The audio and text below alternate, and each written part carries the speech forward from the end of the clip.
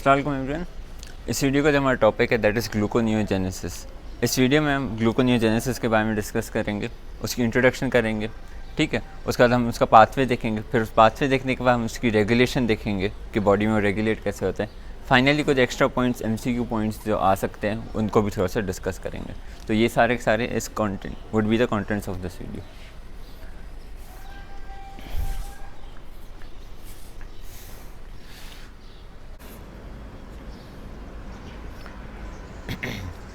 और तो ग्लूकोनियोजेनेसिस का इंट्रोडक्शन। ग्लूकोनियोजेनेसिस जो वर्ड है उसमें तीन, और तो अब हम डिस्कस करने जा रहे हैं ग्लूकोनियोजेनेसिस का इंट्रोडक्शन। ग्लूकोनियोजेनेसिस जो टर्म है वो तीन वर्ड से मिलकर बना है, ग्लूको, नियो और जेनेसिस। जो ग्लूको वर्ड है that's referring to glucose, neo word means new and genesis means synthesis.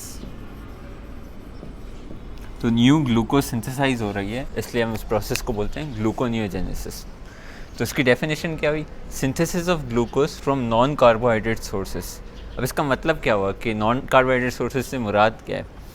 अब होता कुछ यूँ है कि ग्लूकोज हमारी बॉडी में usually glycogen as a storage form होता है ग्लूकोज का।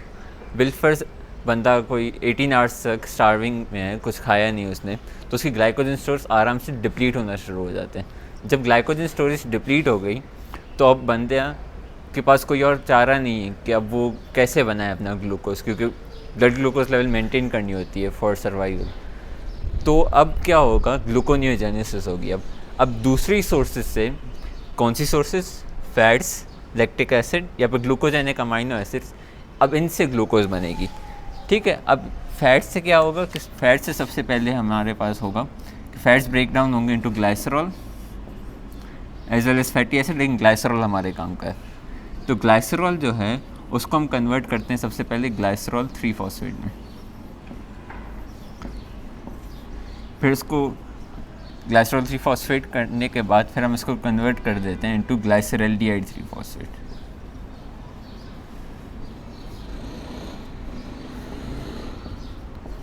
ठीक है, ये ग्लाइसरल्डिहाइड 3-फॉस्फेट हम लोग यूज़ कर सकते हैं फॉर ग्लूकोनियोजेनेसिस। इसके बाद हमारे पास आ जाता है lactic acid. Lactic acid muscles में बनता है as a result of anaerobic glycolysis. अब लैक्टिक एसिड जब बनेगा इसको हम वापस से लिवर में लेकर जाते हैं और फिर हम इसको कन्वर्ट कर देते हैं into pyruvate by the enzyme known as pyruvate dehydrogenase. ठीक है, अब ये जो पायरुवेट हमने बनाया है ये भी हम लोग ग्लूकोनियोजेनेसिस में यूज़ कर सकते हैं। फाइनली हमारे पास ग्लूकोजेनिक अमाइनो एसिड्स होते हैं। ग्लूकोजेनिक अमाइनो एसिड्स में होता यूँ है कि हम उसका अमाइनो ग्रुप अलग कर देते हैं, कार्बन स्केलेटन अलग कर देते हैं। ये करने के बाद क्या होगा कि हमारे पास बनेगा अल्फा कीटो ग्लूटारेट।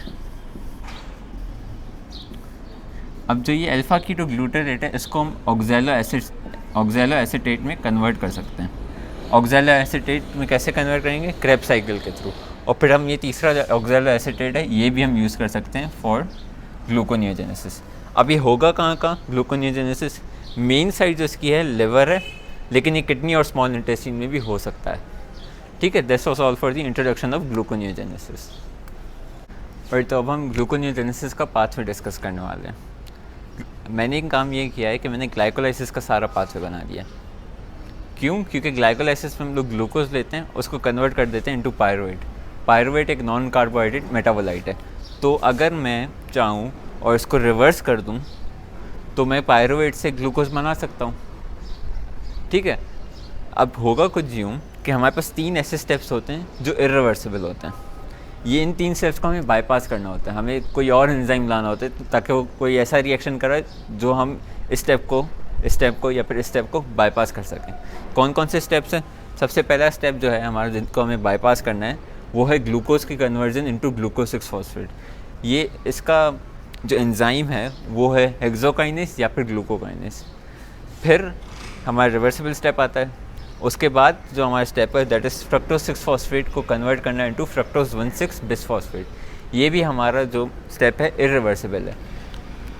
इसका जो एंजाइम है उसका नाम है फॉस्फोफ्रक्टोकाइनेस। फिर हमारे पूरी रिवर्सिबल स्टेप्स की एक चेन आ रही है। टुवर्ड्स दी एंड एक और इरिवर्सिबल स्टेप आ रहा है which is conversion of phosphoenol pyruvate into pyruvate by the enzyme known as pyruvate kinase। ठीक है, तो हमें इन तीन को रिप्लेस करना है, बाईपास करना है। ठीक है, शुरू करेंगे पायरुवेट से। अब होगा कुछ यूँ कि हमारे स्टार्टिंग में हमारे पास एक रिवर्सिबल आ रहा है, इसको हम रिप्लेस ऐसे करते हैं कि हम 2 स्टेप्स रखते हैं। हम पहले पायरुवेट को कन्वर्ट करेंगे into oxalo acetate. Oxalo acetate जो है वो एक 4 कार्बन कंपाउंड है। Pyruvate is a 2 carbon compound, तो हमें कार्बन डाइऑक्साइड से कार्बन एटम्स की ज़रूरत होगी। ठीक है, किसी भी कंपाउंड में कार्बन डाइऑक्साइड ऐड होती है तो उसको हम बोलते हैं कार्बोक्सिलेशन। तो इसके एंजाइम का नाम होगा पायरुवेट कार्बोक्सिलेस।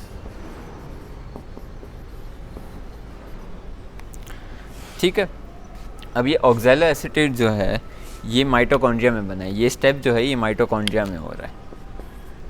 सही है, माइटोकॉन्ड्रिया से ऑक्सैलो एसीटेट को बाहर जाना है, क्योंकि रिमाइंडर ऑफ द स्टेप्स जो हैं सारे के सारे साइटोसोल में होंगे। लेकिन मसला ये कि ऑक्सैलो एसीटेट का ट्रांसपोर्टर नहीं है माइटोकॉन्ड्रियल मेम्ब्रेन में। तो क्या होगा कि हम ऑक्सैलो एसीटेट को कन्वर्ट कर देंगे इनटू मैलेट, क्योंकि मैलेट का ट्रांसपोर्टर है हमारे पास।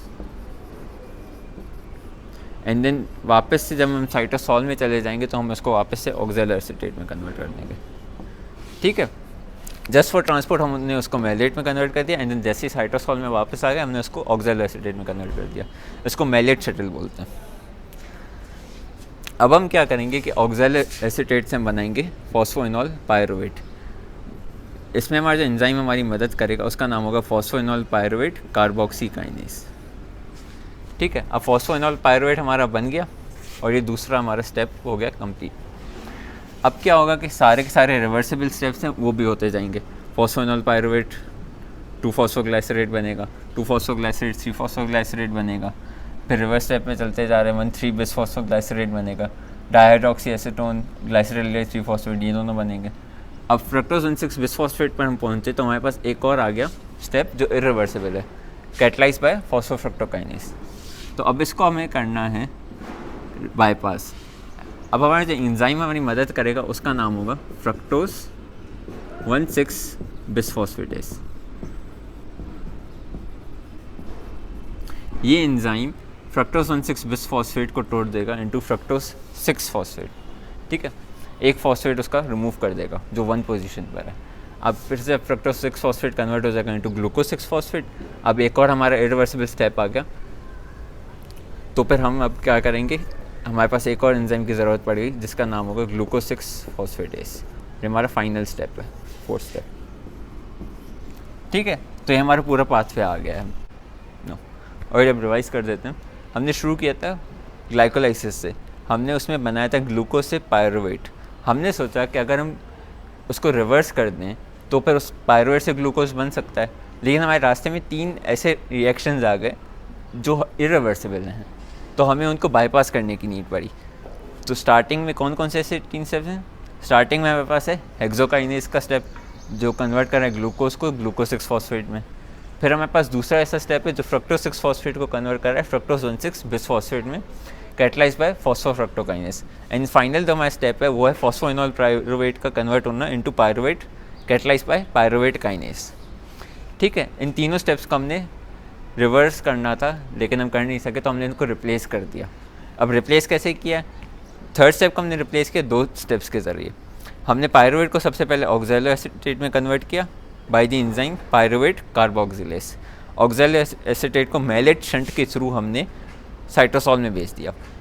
साइटोसोल में भेजने के बाद हमने उसको कन्वर्ट कर दिया into phosphoenol pyruvate by the enzyme known as phosphoenol pyruvate carboxy kinase. सही है, हम फिर पूरे ग्लाइकोलाइसिस के रिवर्सिबल पाथवे से चलते गए, पहुँचे फ्रक्टोज 1,6-बिसफॉस्फेट पर। वहाँ पर एक और हमारे पास स्टेप आ गया जो इरिवर्सिबल है, उसको हमने रिप्लेस किया फ्रक्टोज 1,6-बिसफॉस्फेटेज एंजाइम वाले स्टेप से, जिसने कन्वर्ट किया फ्रक्टोज 1,6-बिसफॉस्फेट को इनटू फ्रक्टोज 6-फॉस्फेट। आइसोमराइज करवा दिया इनटू ग्लूकोज 6-फॉस्फेट। अब हमें ग्लूकोज 6-फॉस्फेट से ग्लूकोज बनाना है, तो हमने एक और स्टेप को अब रिप्लेस करना पड़ा। उसके लिए हमारे पास एंजाइम आया ग्लूकोज 6-फॉस्फेटेज एंजाइम।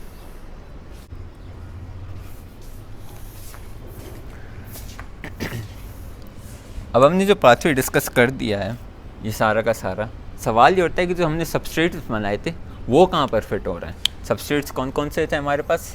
सबसे पहले हमारे पास था ग्लाइसरल या 3-फॉस्फेट जो हमारे पास आया था फैट से। दूसरा हमारे पास था पायरुवेट जो हमारे पास आया था लैक्टिक एसिड से।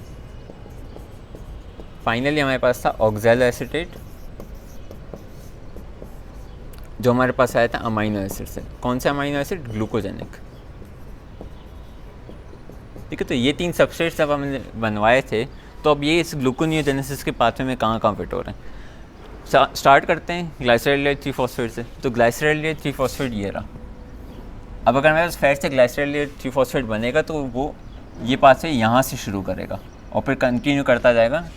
It will go through step 3 जो रिवर्सिबल वाला ग्लूकोनियोजेनेसिस वाला है, फ्रक्टोज 1,6 बिसफॉस्फेटेज वाला, उसके थ्रू जाएगा। एंड देन ग्लूकोज 6-फॉस्फेटेज वाला जो फाइनल स्टेप है उसके थ्रू जाएगा। सही है। पायरुवेट की अगर हम बात करें तो पायरुवेट तो स्टार्टिंग पर ही हमारे पास स्टार्ट जिससे हमने किया वही पायरुवेट था, तो उसको फिर थ्रू आउट द साइकिल जाना पड़ेगा। फाइनली हमारे पास ऑक्सैलो एसीटेट है। ऑक्सैलो एसीटेट जो है वो यहाँ से हमारे पास शुरू करेगा and it will go to step 2 phosphoenolpyruvate carboxykinase वाला, स्टेप 3 फ्रक्टोज 1,6 बिसफॉस्फेटेज वाला एंड स्टेप 4 ग्लूकोज 6-फॉस्फेटेज वाला। ठीक है, ये 3 स्टेप इसको करने पड़ेंगे। स्टेप 1 को वो क्रॉस कर देगा। और तो ग्लूकोनियोजेनेसिस की रेगुलेशन डिस्कस कर लेते हैं। रेगुलेशन हमारे पास 2 तरीके की होती हैं, एक होती है एलोस्टेरिक, दूसरी होती है हार्मोनल।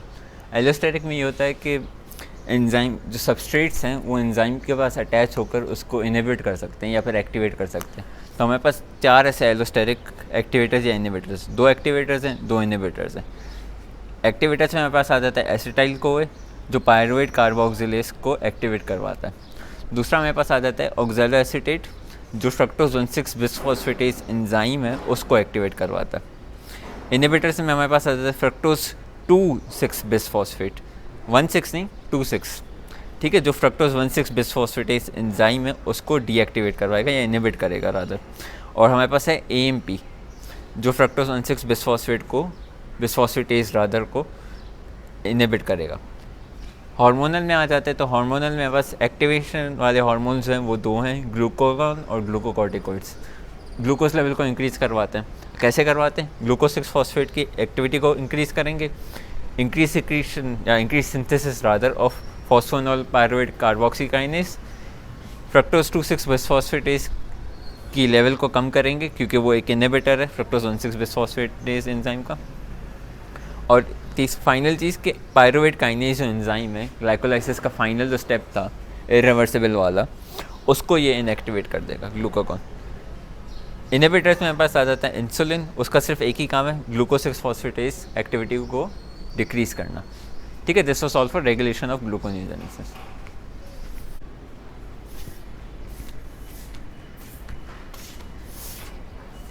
और तो एक्स्ट्रा कुछ चीज़ें ग्लूकोनियोजेनेसिस के बारे में जो MCQ पॉइंट्स में आ सकती हैं तो इनको बस रीड कर देता हूँ। पहली बात ये कि ये पूरा जो प्रोसेस है 6 ATP रिक्वायर करता है, तो फिर ये लो एनर्जी लेवल्स में नहीं होगा, लो एनर्जी लेवल्स में ग्लाइकोलाइसिस होगी। अगर हाई एनर्जी स्टेट है रिलेटिवली तो फिर ग्लूकोनियोजेनेसिस होगी।